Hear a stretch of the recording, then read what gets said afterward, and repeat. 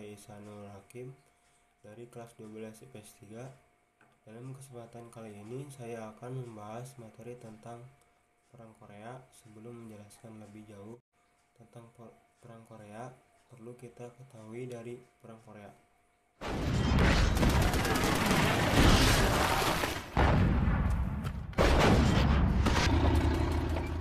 Perang Korea bagi dunia dan masyarakat. Dari sisi ekonomi, Perang Korea membawa dampak yang sangat bervariasi, tidak hanya bagi negara itu sendiri tapi juga terhadap dunia. Perang Korea membawa kerusakan ekonomi dan sosial di Korea, namun di sisi lain perang ini meningkatkan ekonomi Jepang dan Amerika. Perang Korea juga mendapatkan legitimasi dan United Nations, dan hal ini secara tidak langsung berakibat adanya ekspansi kekuatan militer dan memberikan benih-benih perasaan anti-komunis setidaknya untuk wilayah Amerika Serikat. Dari sisi militer sendiri, ADSC selain membawa kesuksesan ekonomi, Perang Korea ini juga mampu membuat legitimasi United Nations dan membawa ekspansi militer yang lebih besar ke seluruh dunia. United Nations mengkonfirmasi bahwa ide di balik NSC 68 dengan perintahnya untuk Amerika mengekspansi sisi militernya dan untuk memimpin pasukan anti-komunisme. Perang Korea juga bertanggung jawab dalam pembentukan basis-basis militer Amerika Serikat di seluruh dunia dan pertahanannya yang sangat luar biasa, serta sistem yang canggih yang ada di Amerika itu.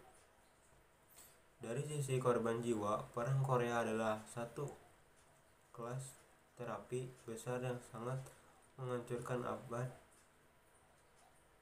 ke-20. Kira-kira jumlah total korban yang meninggal akibat perang ini sebanyak 4 juta orang Korea yang ada di Peninsula, dan sebanyak 70%-nya adalah warga sipil.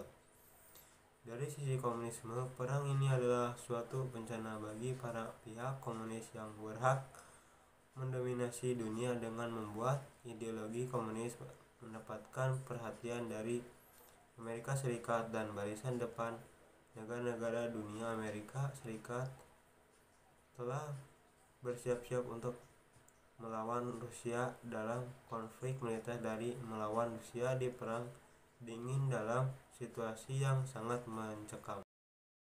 Di Amerika Serikat, perang ini secara resmi dideskripsikan sebagai aksi polisional karena tidak adanya deklarasi perang resmi dari Kongres AS. Dalam bahasa sehari-hari, perang ini juga sering disebut perang yang terlupakan atau perang yang tidak diketahui karena dianggap sebagai urusan PBB yang terakhir dengan kebuntuan Stalemate. Sedikitnya korban dari pihak AS dan kurang jelasnya isu-isu penyebab perang ini bila dibandingkan dengan Perang Vietnam dan Perang Dunia Kedua. Di Korea Selatan, perang ini biasa disebut sebagai Perang 625 yang mencerminkan tanggal dimulainya perang pada 25 Juni. Sementara itu, di Korea Utara, perang ini secara resmi disebut Chongguk Haebang Chonhanjak, Perang Pembebasan Tanah Air. Perang Korea juga disebut Joseon, adalah sebutan Korea Utara untuk tanah Korea. Perang Korea secara resmi disebut Chosin-Janjeng di Republik Rakyat Tiongkok, kata merujuk ke Korea pada umumnya dan secara resmi Korea Utara. Istilah Perang Korea juga dapat menyatakan pertempuran sebelum invasi maupun setelah gencatan senjata dilakukan. Menjadi dua pada November 1943, 2 tahun menjelang Jepang kalah perang, Presiden Amerika Franklin Roosevelt, Perdana Menteri Inggris Winston Churchill, dan Ketua Nasional Militer Cina Chiang Kai-shek anti-komunis melaksanakan pertemuan konferensi Kairo, Mesir. Dalam pertemuan itu membahas soal pendudukan Jepang atas semenanjung Korea yang harus segera diakhiri.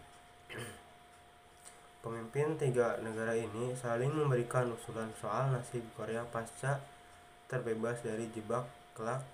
Akhirnya Roosevelt mengatakan bahwa sekira 3 hingga 4 tahun lagi Korea akan segera bebas dan bisa menentukan nasibnya sendiri. Namun hal tersebut ditolak oleh Sekretaris Jenderal Partai Komunis sekaligus Ketua Dewan Menteri Uni Soviet Joseph Stalin. Stalin menginginkan kemerdekaan Korea terjadi lebih cepat, akan tetapi usulan ini tidak dibahas kemudian karena Amerika Serikat sedang fokus berperang melawan Jepang di Samudra Pasifik yang sudah dimulai sejak 1942. Latar belakang Perang Korea. Persaingan ideologi yang terjadinya antara Amerika Serikat dengan Uni Soviet, dampak dari Perang Dingin, membuat Korea Selatan berada di bawah pengaruh Amerika Serikat untuk mengembangkan liberal dan kapitalis, sedangkan Korea Utara di bawah pengaruh Uni Soviet mengembangkan paham sosialis dan komunis. Setelah Perang Dunia Kedua berakhir, Korea menjadi daerah persengketaan.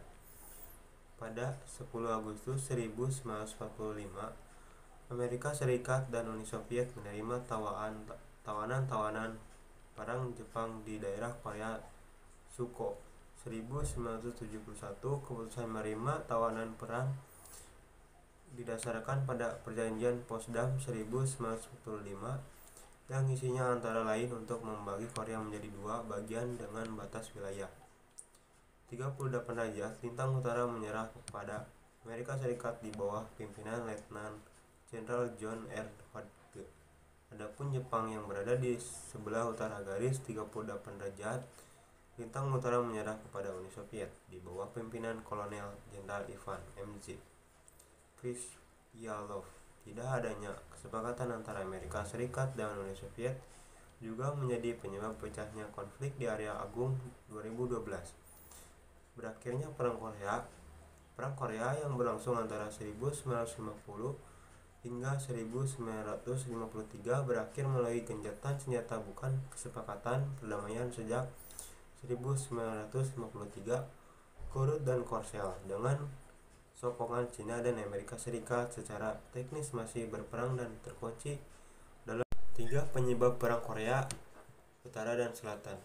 1. Adanya persaingan ideologi antara Amerika Serikat dan Uni Soviet.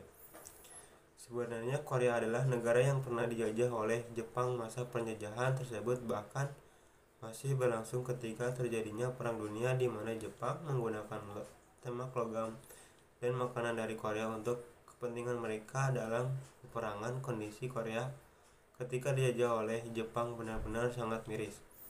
2. Pembagian wilayah. Korea menjadi 2 bagian, seperti yang telah disebutkan bahwa Amerika Serikat dan Uni Soviet membagi Korea secara sepihak. Saat itu Korea diwakili oleh pihak dari Amerika Serikat, yaitu Dean Rusk dan Charles Bonestell. Hal ini diputuskan dalam konferensi Potsdam yang diadakan mulai Juli hingga Agustus 1945. Meskipun begitu, sebenarnya keputusan ini bertentangan dengan hasil konferensi Kairo 2 tahun sebelumnya bahwa Korea harus menjadi suatu negara yang bebas dan merdeka. 3. Pembentukan wilayah Korea Utara tidak disetujui oleh Amerika Serikat.